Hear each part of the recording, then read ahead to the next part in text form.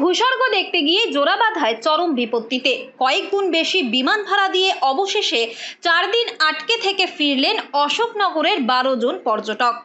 কাশ্মীরের পেহেলগাঁও হয়ে জম্মু থেকে দিল্লি আসার কথা ছিল, সেই মতো রওনাও দিয়েছিলেন সকলে, কিন্তু হরপা বানের কারণে মাঝপথে শ্রীনগর ফিরতে হয় তাদের। সেখানে একদিন থেকে বাড়ির উদ্দেশ্যে রওনা হবেন বলে ঠিক করেছিলেন, কিন্তু তার মাঝেই বৈশারণ ভ্যালিতে ঘটে জঙ্গি হামলার ঘটনা। এরপরই পরিস্থিতির সম্মুখীন হয়ে আতঙ্কে 4 দিন কার্যত হোটেলে গৃহবন্দী থাকতে হয়েছিল সকলকে। কাশ্মীরে গত 22 তারিখে যে নারকীয় হত্যালীলা হলো, তারপরে আমরা সবাই আতঙ্কিত হয়ে পড়লাম। কারণ হচ্ছে 22 তারিখের ঘটনা, আমরা 21 তারিখ পর্যন্ত যেখানে ঘটনা সেই পেহেলগামে ছিলাম। আতঙ্কে 4 দিন আমরা প্রায় ঘরবন্দি ছিলাম। গতকাল রাত 3:30টার সময় আমরা বাড়ি ফিরি। 20 তারিখে আমাদের ফেরার কথা ছিল। 20 তারিখের কাশ্মীরের রামবান জেলার ধর্মকুণ্ডু গ্রামে হরকা বানে হঠাৎ করে 15 কিলোমিটার রাস্তা ধসে মাটির নিচে চলে যায়। 16টার উপরে গাড়ি, পর্যটকের গাড়ি খাদে পড়ে গেছে, 5 জন মারা গেছিল এবং তার জন্য টোটাল রাস্তা বন্ধ। আমাদের ট্রেনে করে ফেরার কথা ছিল। দেখুন, আমরা নিম্ন মধ্যবিত্ত পরিবারের মানুষ, আমরা ট্রেনে করেই যাতায়াত। আর কাশ্মীর ঘোরা মানে আমাদের হচ্ছে 2 বছর 3 বছর ধরে আমাদের স্বপ্ন, টাকা অল্প অল্প করে জমিয়ে আমরা একটা জায়গা করি। তো আমরা সেইভাবে গেছিলাম। সুতরাং কোনো মানুষ যদি ট্রেনে করে যেতে চায়, পেহেলগাঁও বা শ্রীনগরের এদিককার মানুষ জম্মু অবধি পৌঁছাতে পারবে না। সেই জায়গায় দাঁড়িয়ে আমাদের প্লেনে আসতে হলো।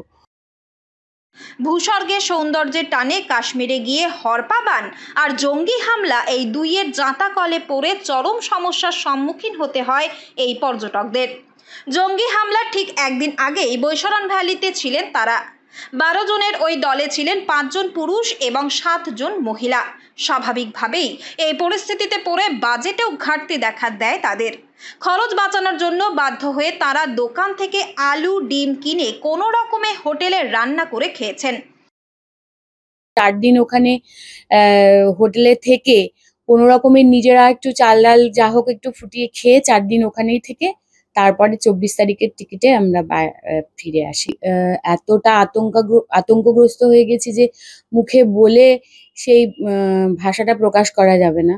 তারপর যখন শুনলাম যে পেহেলগাঁওতে এই ঘটনাটা ঘটেছে, এবার আমরা তো সবাই ভয়ে না আমাদের কাছে তেমন কোনো পয়সা কড়ি ছিল না, আমাদের ফিরে আসারও কোনো ব্যবস্থা নেই। এতটা গরম, শ্রীনগরের তুলনামূলক সেই তুলনায় ঠান্ডা, কিন্তু আমরা বাড়ি ফিরে এসে ভাবছি না, আমাদের এখানেই অনেক আনন্দ আর শান্তি। কালকে একটু নিশ্চিন্তে ঘুম হয়েছে। পর্যটকদের এই দুরবস্থা শুনে হোটেল কর্তৃপক্ষ অবশ্য তাদের রান্না সহ সাহায্যের হাত বাড়িয়ে দেন।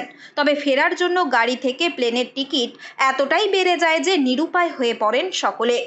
এরপর নানাভাবে সাহায্য নিয়ে শেষে 12 জনের জন্য 2,18,000 টাকার বিনিময়ে বিমানের টিকিট কেটে শ্রীনগর থেকে কলকাতায় পৌঁছলো তারা। ঘুরতে গিয়ে যে এমন পরিস্থিতির মধ্যে পড়তে হবে তা যেন কল্পনাই করতে পারেননি গুপি মজুমদার, পল্লবী দাস, শম্পা মজুমদাররা। প্লেন ভাড়া হচ্ছে মারাত্মক। দেখুন, 9,000 টাকা ভাড়া ছিল। যখনই এরকম অ্যাক্সিডেন্ট হলো, ইনসিডেন্ট ঘটলো, 9,000 টাকার প্লেন 34,000 টাকা করে ফেললো। সুস্থ দেশে এইগুলো হতে পারে না। এটা কেন্দ্রীয় সরকার, এটা একদম বলবো, প্লেন ফেয়ারে এদের রাস্তা টানা উচিত ছিল। আমরা ধার দেনা করে কষ্ট মষ্ট করে বিভিন্ন জায়গার মানুষের কাছ দিয়ে টাকা ফোনপেতে নিয়ে আমরা প্লেনের টিকিট কাটতে বাধ্য হয়েছি। চরম হয়রানি, একদম হয়রানি। এই আমাদের 6 মাসে 1 বছর লাগবে এই টাকা পরিশোধ করতে। আমরা যাদের দিয়ে ধার নিয়েছি 1 বছর তো লাগবে। বাড়িতে ফিরতে পেরে যেন মিলেছে স্বস্তি। বাবা, ঘরের ছেলে ঘরে আসছো, আর কোনো ব্যাপার না, নিশ্চিন্ত। তবে এখনো চোখে মুখে রয়েছে আতঙ্কের ছাপ। উত্তর 24 পরগনা থেকে রুদ্র নারায়ণ রায়ের রিপোর্ট, লোকাল 18 বাংলা।